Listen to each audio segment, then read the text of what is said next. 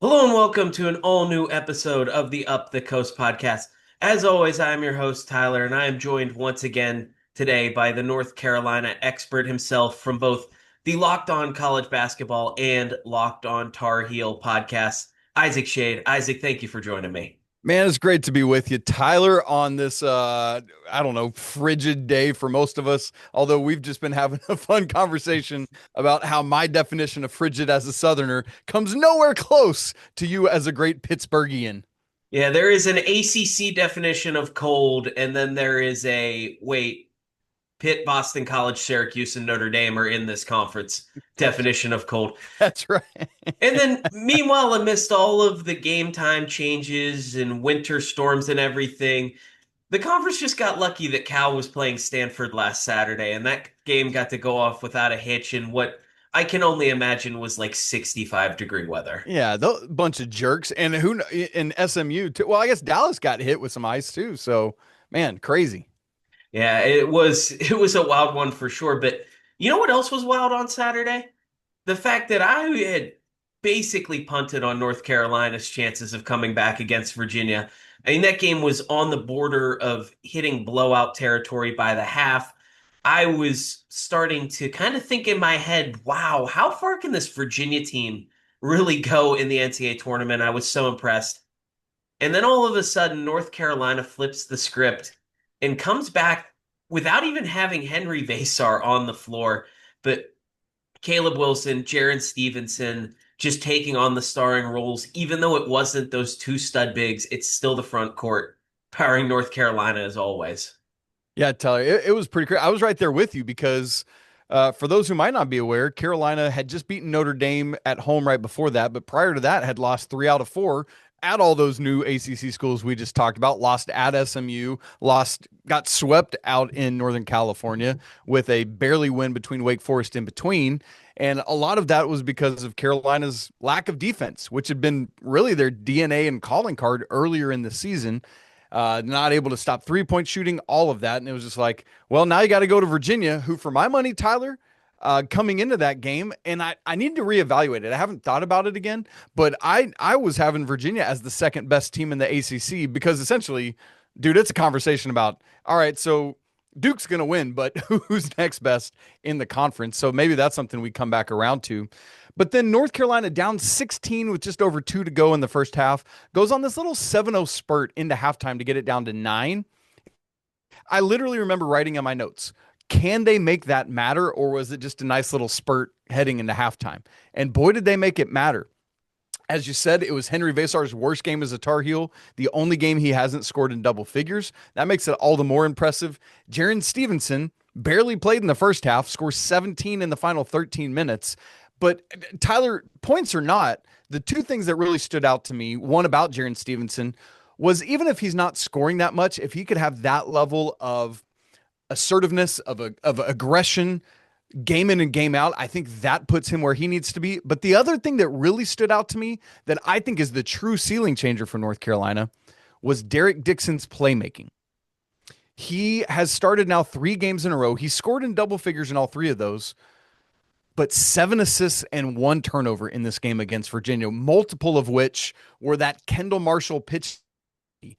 They haven't played since, so I'm very curious to see, can Derek Dixon do that? Because if so, it changes the narrative of Carolina's ceiling.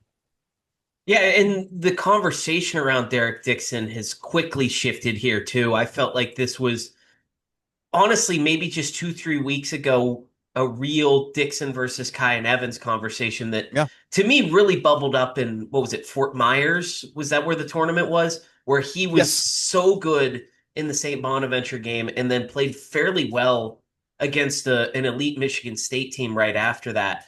And at this point, it's pretty clear Dixon is just simply a better player. And I almost think there's a different Kai and Evans conversation that I'll loop into a little Love it. game I want to do later on here. But is Dixon really the key at this point? Because I just keep looking up and down this roster. I have no idea who North Carolina's fourth and fifth best players are from game to game. And that's just assuming Seth Trimble is a top 5 guy on a nightly basis, which is still not necessarily true every single time.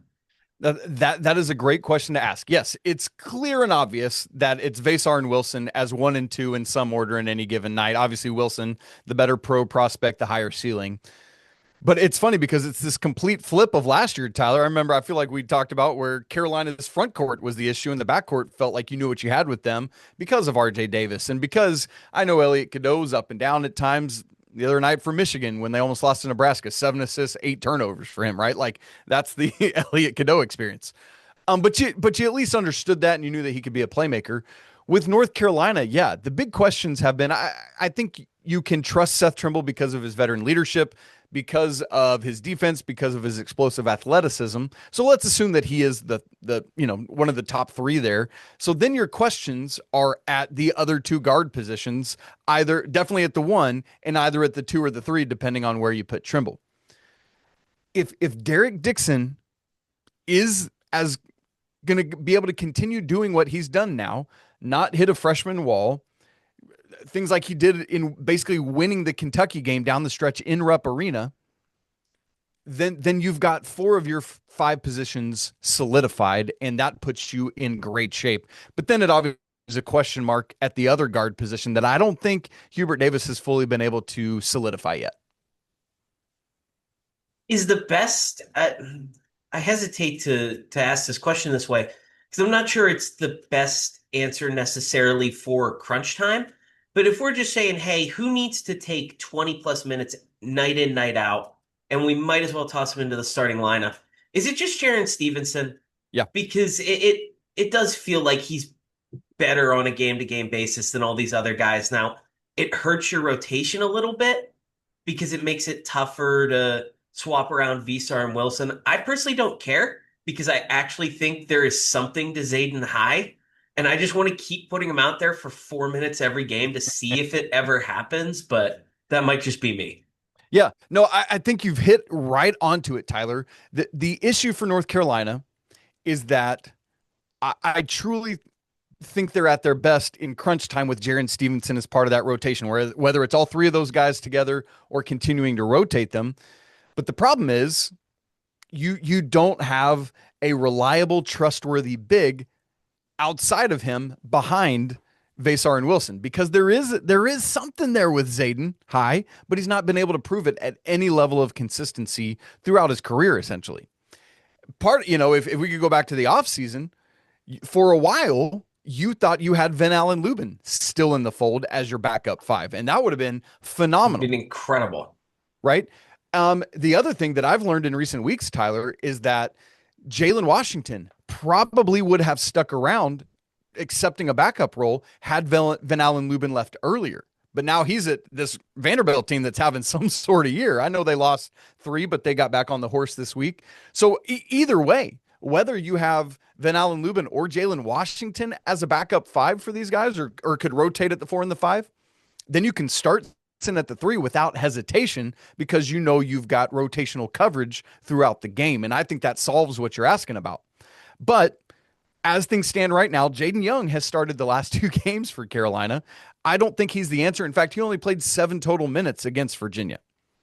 But I wonder if Hubert Davis is doing something where he utilizes some minutes from him. Zayden High was the first big off the bench against Virginia, not Jaron Stevenson, to where you have more effort and energy and effectiveness from those guys later in the second half. I don't know that's what he's doing, but there's something odd with those rotational decisions.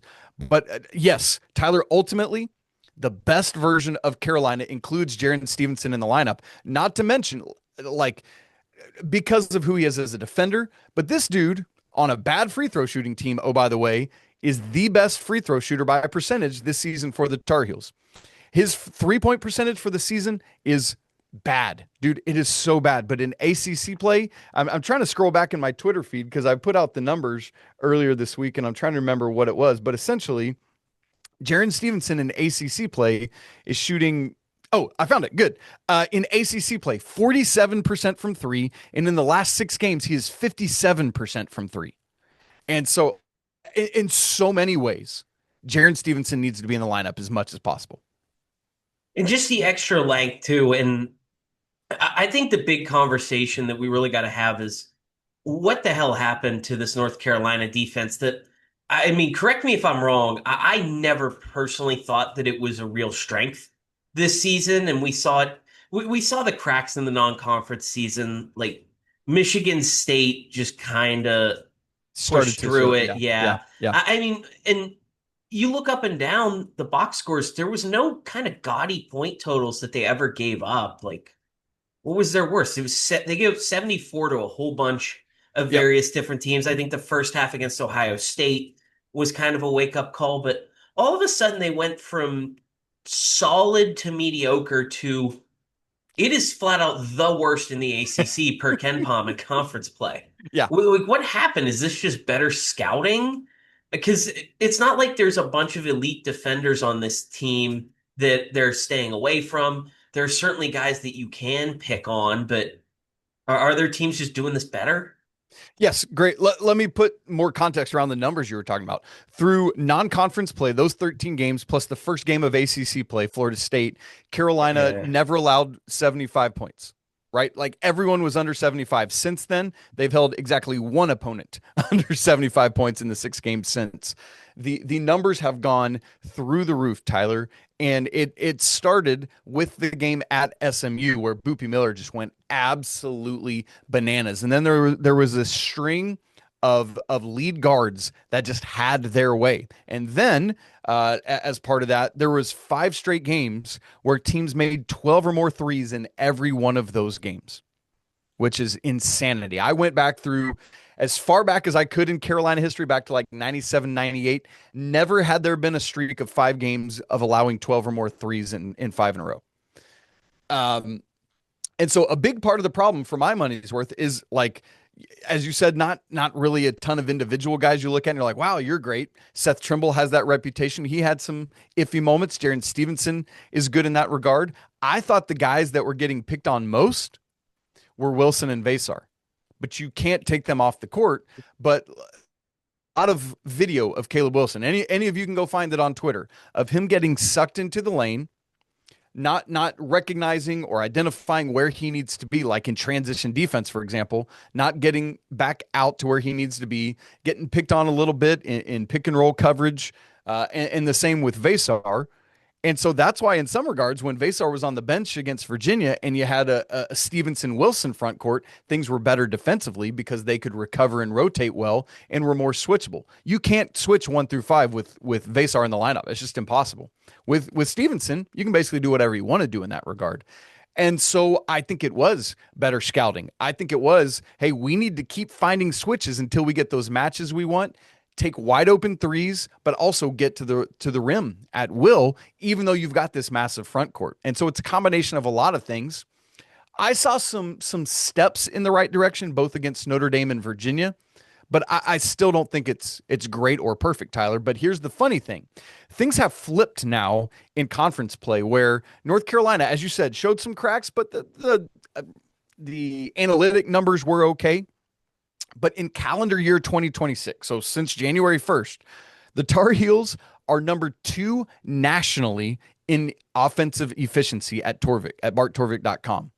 In that same time span, in 2026, they are 223rd in defensive efficiency. Dude, that chasm is massive. So it's great, the offensive efficiency, but it ain't going to matter because you can't just go out here and outscore everybody. They got to figure something out defensively.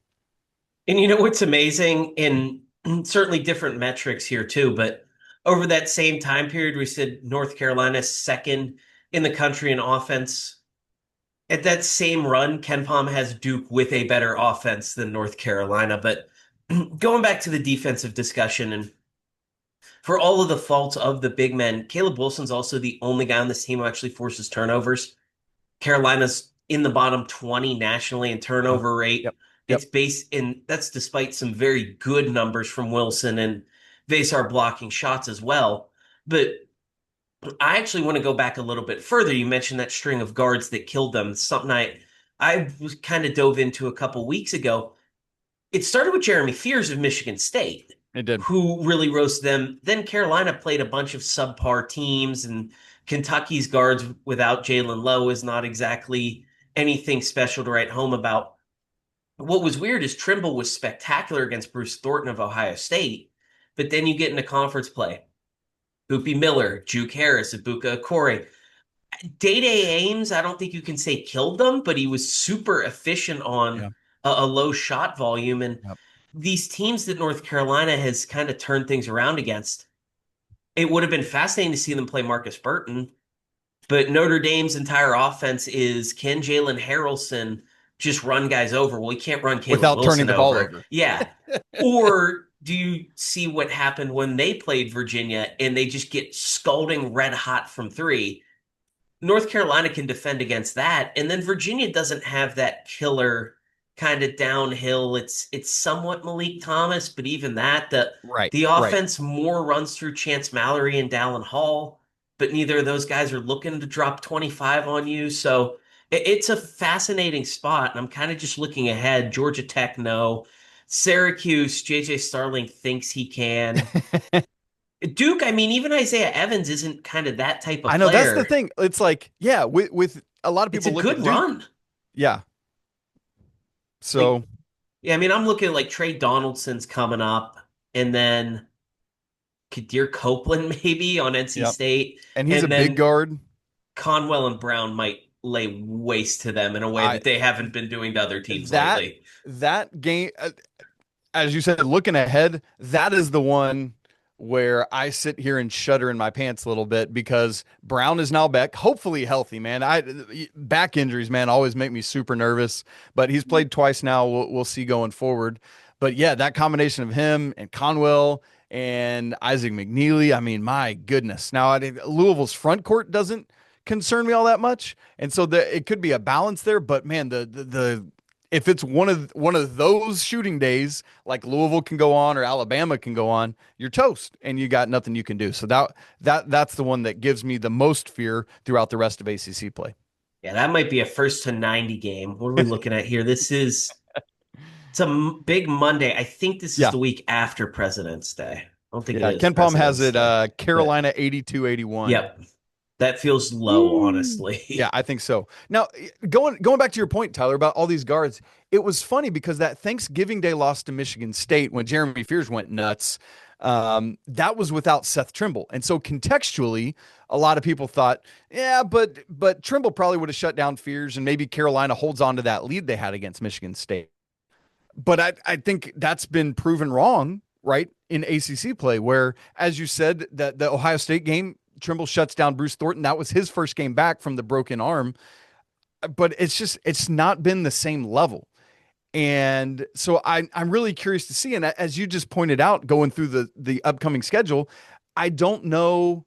And this is good for Carolina, but I don't know that that's going to be tested again in a massive way till Miami, maybe, as you said, with Holloman, maybe a little bit with NC State's guards, but I think critically against Louisville. And so I don't know that we're going to have a definitive answer to this question for a while.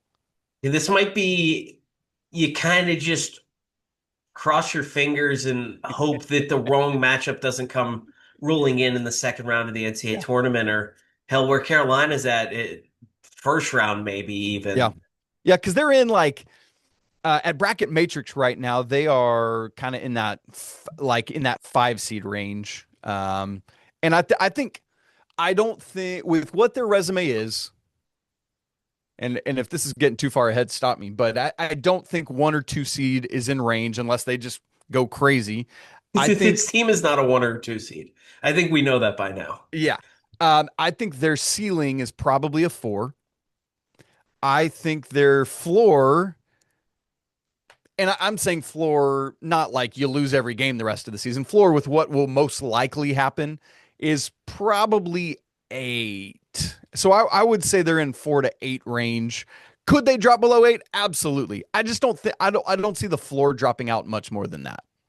Yeah, their bracket matrix spot would basically have them playing the best auto bid team below the at larges. Yeah. So you'd end up with like the champion of the American or something. I'm checking the bracket of record here, which is what I now just refer to Lenardi as. That's Um, hilarious. well, think I love about it. it. For how much people make fun of it and for how many accuracy issues it tends to have, what's the first bracket that is just kind of most commonly discussed? Yes, Lenardi. It's a first four winner of New Mexico and USC. Oh wow. And this Mm, is updated to as we record here on a Friday afternoon. Yeah. Yep. So It just I popped don't out think today. either of those teams would be able to kill them. But then Florida, well, and then you get Florida's guards after that. So Yeah. that would be a good draw for North Yeah. Carolina, honestly. Boy, that'd be an interesting front court matchup too.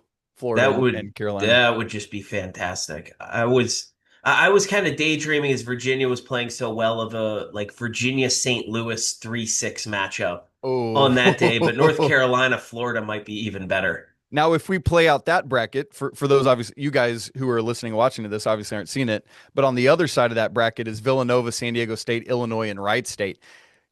Keaton Wagler, and assuming Kylan Boswell is back and healthy by that point, would absolutely Yeah. torch North Carolina's defense. So you're going home in the Sweet 16 at that point. That feels like Illinois Iowa State 2 years ago, Sweet 16 Love it. That's a great comp. type demolition there. But refocusing back Yeah. to this Carolina team, it's all about to me, I think every question just centers around who are the guys that end up being trusted when that ball gets rolled out for this hypothetical North Carolina Florida game because this is a team that could easily make the Final Four if Caleb Wilson and Henry Veesaar are playing at their best. I was gonna remark to you at point that I'm not gonna get to catch them in person this year. It really bums me out. I'm not gonna see Caleb Wilson. The only chance is if they do make the Final Four. And the way they're playing, I was gonna chuckle. And the more I think about it, like that's entirely realistic. This could also be a team that the defense implodes. They get that 8 seed, like you say, and now they just catch some awesome nine, and it's Thursday at 3:30 of the NCAA tournament, and North Carolina's season is over. Yeah. And that'll be a fun Twitter afternoon to watch and see how the. I'm sure the Carolina fans would react very calmly and rationally to a first round exit this year, but 100%. Well, thankfully, with what Kentucky's doing right now, I think that takes care of the blue blood gnashing of teeth. But and Tyler, so I think to your point there, I think we're at this inflection point where you see how critically Derek Dixon's ascension is, how critical it is for this team. Because if he can be steady and consistent and get Wilson and Veesaar where they need to be while maintaining his own offensive capability, that's going to allow Trimble to be able to do what he needs to do, and Stevenson to be able to be in position. And so I really do think in many, obviously there's a lot of linchpins for this team, but man, I feel like Derek Dixon might be the most critical of those. And you know as well as I do how massively important guard play is as we get to February and March. And so that's something to watch for. so we'll do a little gimmick here. Let's do it. I'm gonna give you we can just go with literally any number. Okay. Let's just go with 100 to make it simple. So you have 100 minutes to allocate over whatever amount of time. You got to split this among Dixon, Young, Stevenson, Bogovac, Powell, and Evans. How do you split up the minutes between those six going Those forward? six. Okay. So Wilson, I'm pulling up an Excel spreadsheet because I'm a nerd like that. So Wilson, Veesaar, No, Trimble. I'm just leaving Wilson, Veesaar, and Trimble out. Like we know Oh, oh, oh. those are 30 I'm tracking minute with you. plus I'm I game am guys. tracking with you now. Yeah. So Bogovac, Stevenson, Dixon, Young, Jonathan Powell, Yep. and who And was the Kai and sixth? Evans. And Kyan Evans. And I got 100 minutes for those dudes. Yeah. I want 30 of those to Derek Dixon. That leaves me 70. Equal. I don't want to over budget here, Tyler. So I'm going to have to be careful. um, so let me give 30 to Derek Dixon. Stevenson, man. I'm just going to go round numbers for now and we can fine tune if we need. Give me 25 for Stevenson. I think Bogovac is another critical piece team. His ability, like if he's going to continue to come off the bench, he's looking more comfortable. His defense is a question, but his veteran savvy, Carolina needs his 3-point shooting. I'm a, I know I said round. I want 23 for him. Gosh, I've already spent 78 minutes and I got 22 left. I personally don't have that much of a problem with how you've gone Yeah, about this so far. I don't think I do I either. think we've hit the drop off now. Yeah, Like, because it's like I think I love Young's aggressiveness and all that, but I it's between him and Kyan Evans for the least the smallest slice of this 100-minute pie we're looking at here. I because I like Jonathan Powell's length. I like his athleticism. Carolina needs Kyan Evans to knock down shots. So I'll give 12 minutes to Evans, 12 minutes to Powell, and that leaves, no, that puts me over budget. Frick. I'm 2 minutes over budget and I've given nothing to Young. So tell you what, we'll go 10 each for Powell and Evans, and that gives me 2 to give to Young. So I've got 30 minutes to Derek Dixon, 25 for Stevenson, 23 for Bogovats, 10 each for Powell and Evans, and 2 for Young. I might tweak that some, but in general, I like those percentages. to me, it's Dixon and Stevenson just way above everybody else with what Stevenson gives with the length and as a rebounder. And Yeah. I mean, just kind of reminding us that all of these freaky length Alabama guys, they all have some level of offensive game to them, and it's never consistent. You don't want to go out and pay Mo Diabate all the huge money Kentucky gave him, but if you can have Jaron Stevenson as your fifth or sixth guy, every once in a while he's going to kick in that huge offensive performance. That's right. Dixon's Dixon's the best playmaker on this team at this point outside of the big guys. Yeah, outside of And Wilson, because yeah, Wilson's a good playmaker. Yeah, honestly, I'm still amazed. I feel like every time I watch, I feel like Veesaar's assist numbers should just be higher they should than they be. actually are. It doesn't make sense to me, but it.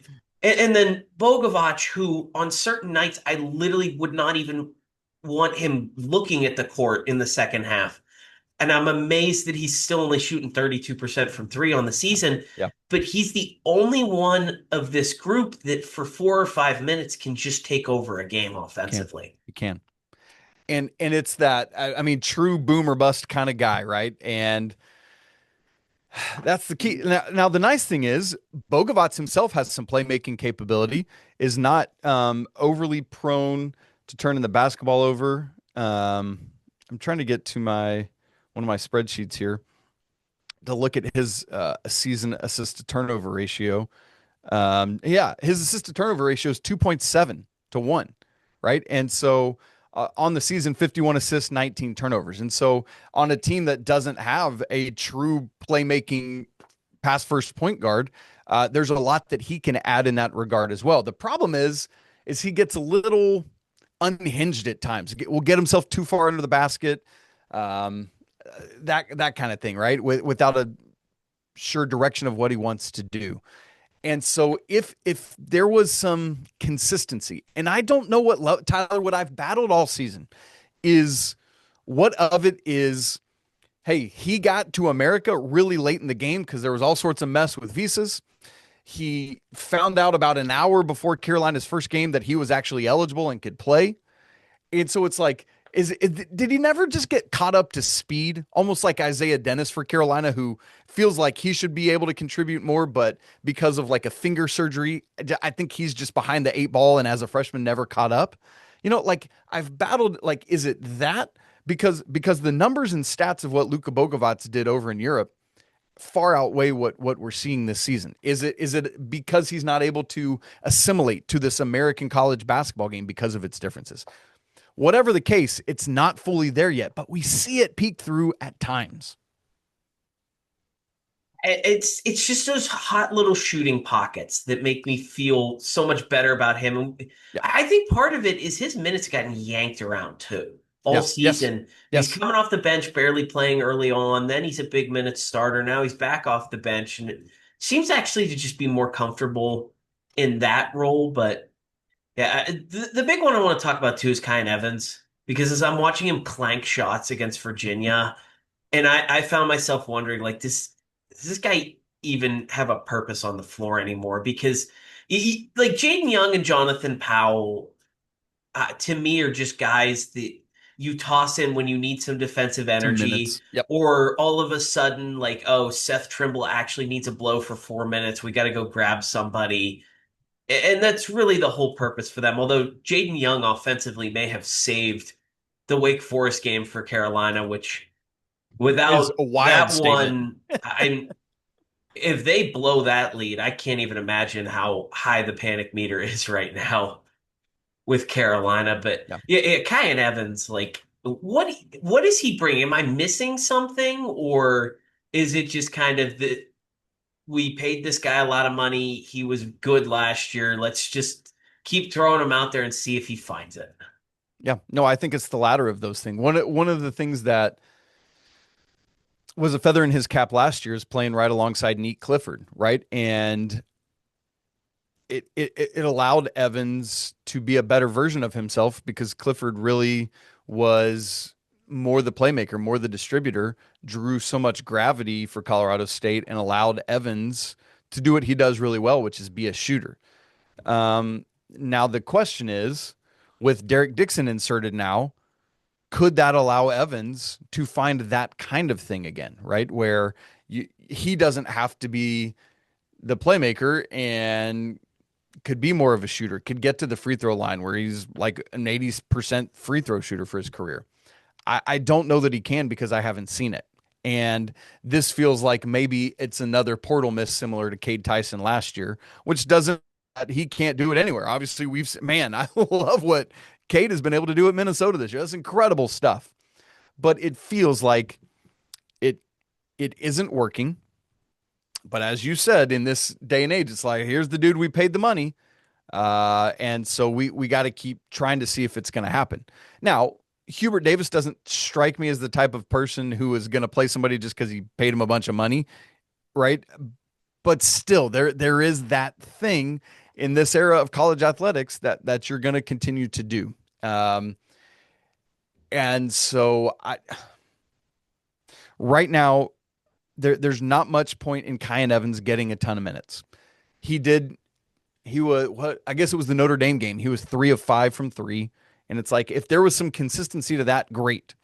But the two games on either side of it, that's just not been there. The other two games that Dixon has started, the game at Cal and then the Virginia game where Evans was basically a no-show. Yeah, it's just it's getting kind of rough. And honestly, I think we're at a point that playing well against Notre Dame is not much of a bragging spot. Exactly. And the Irish are struggling bad at this Yeah. point. But I do want to close out the Carolina talk because it gets weird. You do these segments, and I want to talk about the question marks. I want to have these long Jaron Stevenson conversations. And then you get to the end and realize, well, there's just two special and most importantly, spectacularly awesome to watch guys in Wilson and Veesaar that we That's right. just don't cover because it's just kind of excellence on top of excellence crossed with a random 13-point game and then more excellence. So each one of these guys just as someone who's watched every second of Carolina basketball, who is inexplicably talking about it every single day. I can't believe you keep coming up with talking points to on the show, but that's a whole nother conversation. Just the number one best part of watching each of these guys this season.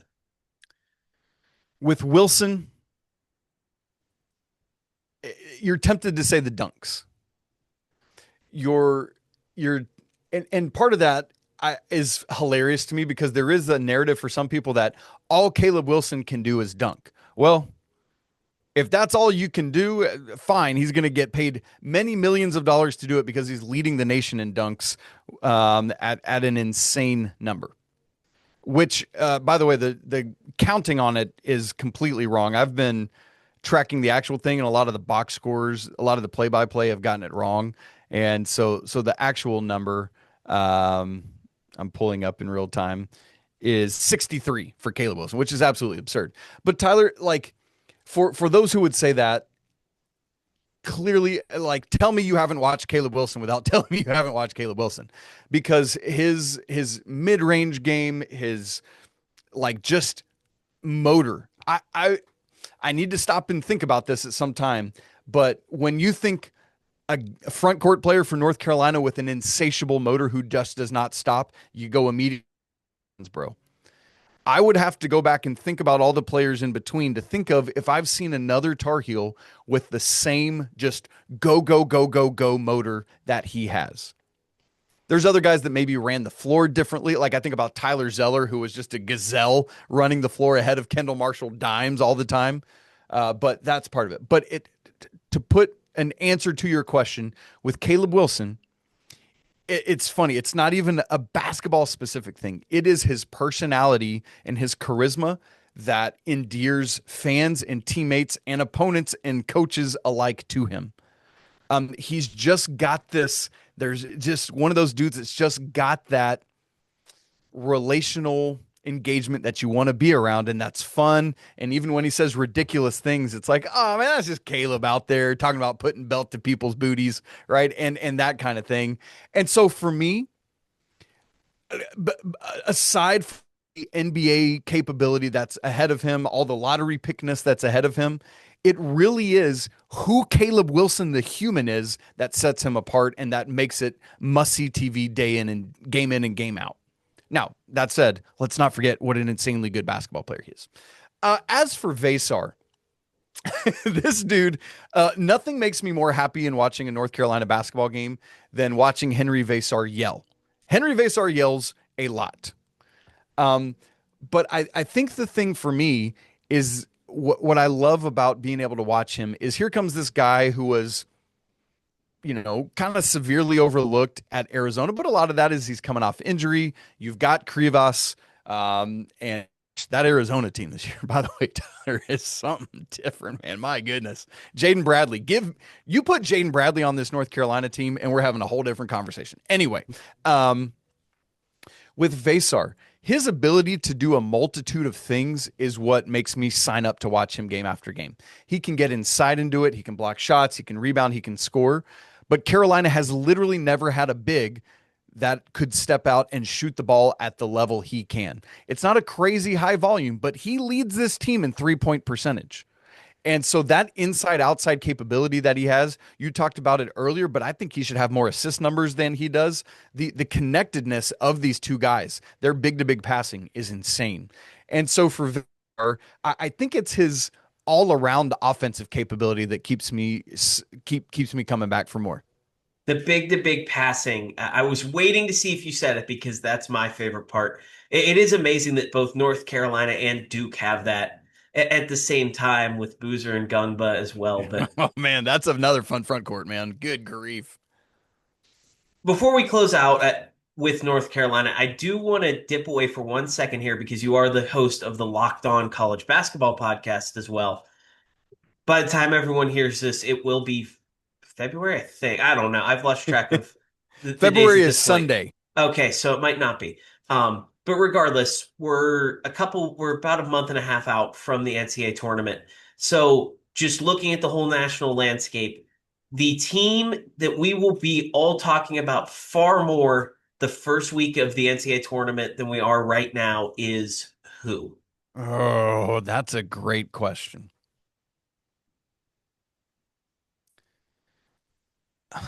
I really want to say Nebraska, but I know we're talking about them a But lot so it's already. really funny because I was about to say, like, right now the conversation is being dominated by Nebraska. Like, So I think the reason I said them is because and then I can give you another answer. But the reason I went to them is because now that they've lost, I think the volume of Google searches around Nebraska ball has probably decreased significantly.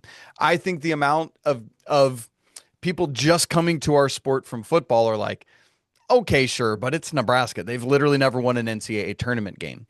And that's a big part of the reason, Tyler, that's where I go to, because unless something wacky happens, this team is going to be clearly in a position to win their first ever NCAA tournament game, and probably multiple of them if we're being honest, because right now this is a 2, a 3 seed at worst.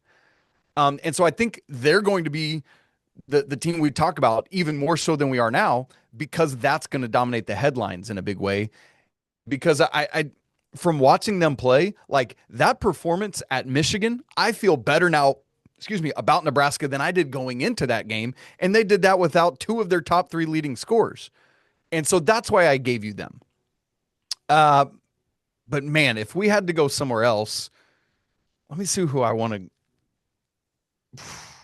Gosh, because there's a lot of teams that it's like I talk about them a lot, but I don't know how much people nationally. Like I've been in love with this Illinois team for a while. I think Texas Tech is going to start getting healthier, and I think we end up talking about them a lot as Luke Bamboye eventually gets back. But you wonder who, man, like a Utah State team, for example, that I think is going to win the Mountain West. We're not really talking about them much at all because they don't have one of the big freshmen. But man, Mason Falslev is incredible. MJ Collins getting this career resurrection that he had been searching around all over the place nationally. So maybe that's a kind of team that's like way off everyone's radar, essentially, that I think we'll end up talking about a lot more. So I'll go with the Aggies. Why not? Okay. I mean, Texas Tech, it's just because everyone just wants to talk about Toppin and Anderson. Right. So they pop up. I feel like Illinois could have been an answer like a week or a week and a half ago. Before they won at Purdue, yeah, and Yeah, before the Wagler explosion, now that's been all over the last 4 or 5 days here. yeah. Here's another one that potentially could be is right now. Tyler, I'm sure you know this, but maybe a lot of people don't realize that Texas A&M sits alone atop the SEC. Now, I think a lot of it is schedule induced because, that they haven't had to do a lot, but I think part of it is because a lot of people at the power conference level have never had to play against the pace and aggressiveness of buckyball, right? And so that's a new thing that I think might be taking a lot of SEC teams by surprise. But ahead of them, they've still got Georgia, Bama, Florida, Vandy, Arkansas, Kentucky. But I mean, there's still a bunch of very winnable games for them.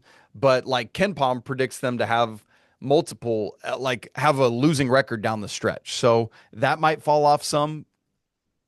But man, maybe they shock some people coming into March as they get a little bit healthier too. It's such a hard thing to pick in totality. So I'll settle on Utah State and we'll leave it there. Yeah, I mean, Texas A&M was losing in the second half to Pitt at the beginning of Yeah. December at a time where people still thought they were one of the worst teams in the SEC. So Yeah. just to see them like basically looking at a tournament lock at the end of January is a hell of a lot better than what the expectation was coming in. Yeah. Absolutely.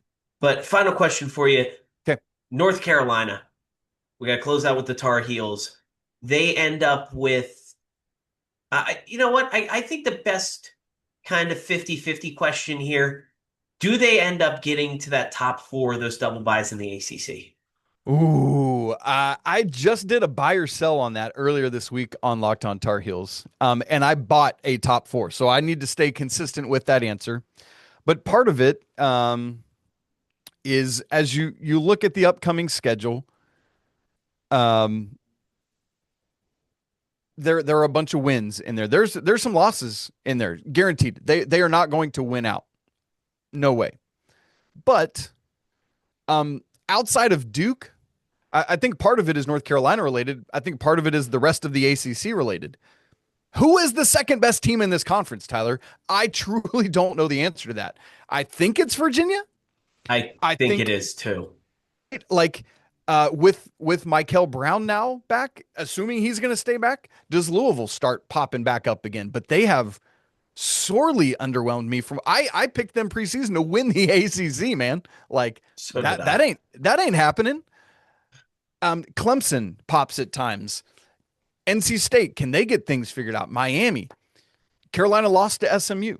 But, one of the nice things for the Tar Heels is they don't play Virginia again. So they now hold that tiebreaker. And so again, I'll go back to what I said earlier. If Derek Dixon can be a true lead point guard for this team that gets dudes where they need to be, that can throw a pass like I saw him throw full court to Caleb Wilson, just dropping it in even better than Drake May himself could have done. If that Derek Dixon is who they've got, then call me a believer for, yes, this being a team that finishes top four in the ACC.